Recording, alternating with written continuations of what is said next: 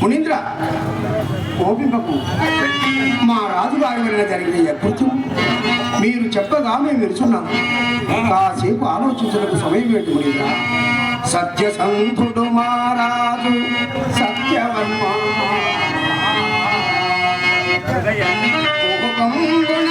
ఎట్లు మాట్లాడకూడయ్యా,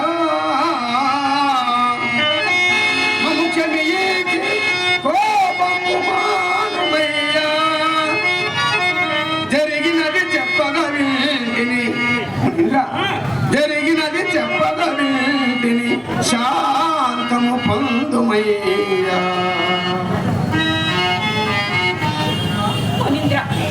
నా భర్త నిత్య శివారాధకుడు, ధర్మపురి పాలకుడు, ప్రజలను కన్నబిడ్డ వలె పరిపాలించేవారు, పరశ్రీని తల్లిగా భావించేవారు. అట్టి మహనీయునిపై ఇట్లు నిందలు వేయటం మీకు తగునా స్వామి? అమ్మా సత్యవతి, నీ భర్త నిత్య శివారాధకుడా,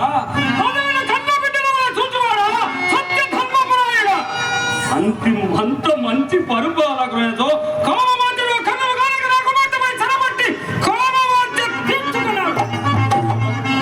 ఇటువంటి నీచ ప్రవర్తన గలవారు రాజులా రాజులా. అమ్మో పోయిగా నీకు జరిగిన అవమానంలో సభాపతిగా ప్రజలకు విన్నపము. దీనికి తగిన దండన వేయాలి. సభాసదులారా, దేవతలారా, నా పలుకులు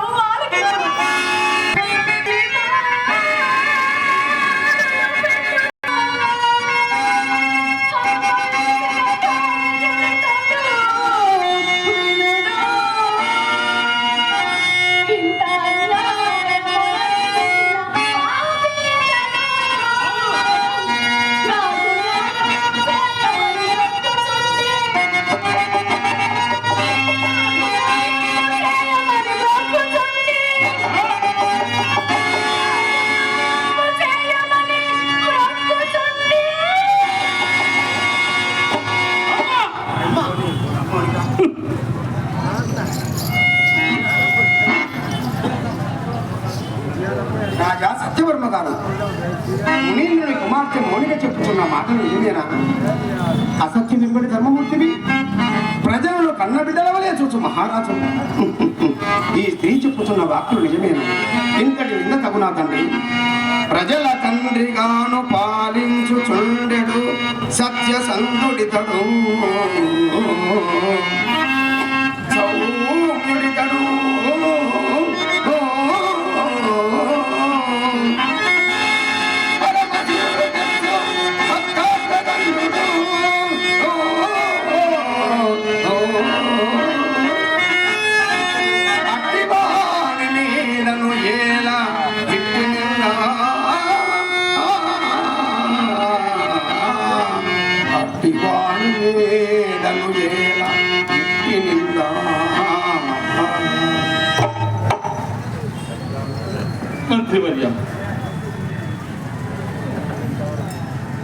రాజ్యాన్ని పరిపాలించే రాజు మీద,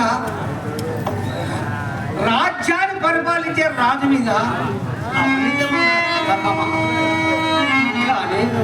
ఆడవారి మాటలు నమ్ముతాం.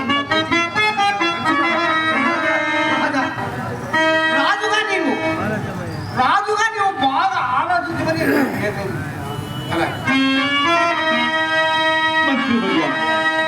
నేను ఎవరిని విన్నవిస్తున్నాయ్యా? నా విధివ్రతకు బాధ్యులెవరు?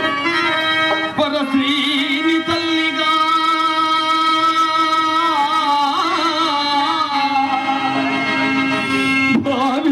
భావించువాడా,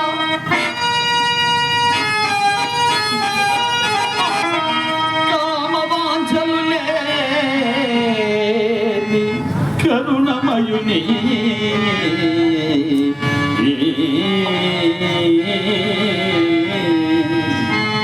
శివధ్యానము నిరతము చేసడివా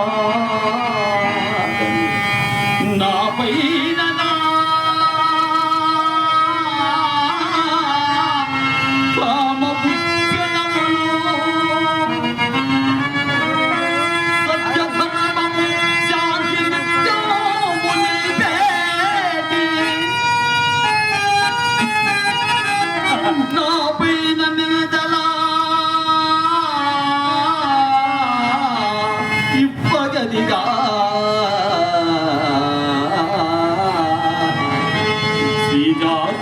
కయో సిగ్గుతో తలవంచు పతితులు మాటాడు పలుకులియు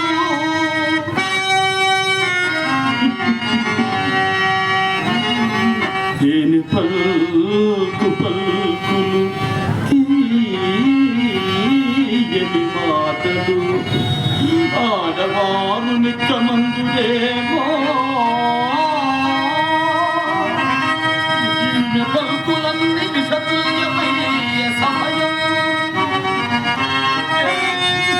పలుకులన్నీ విషతుల్యమయ్యే సమయం శివుని భక్తులకి చేటు చేయు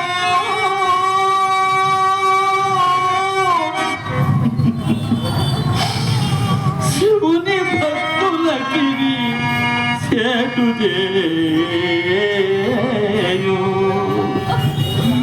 శివుని భక్తులకి చేటు చేయు చేటు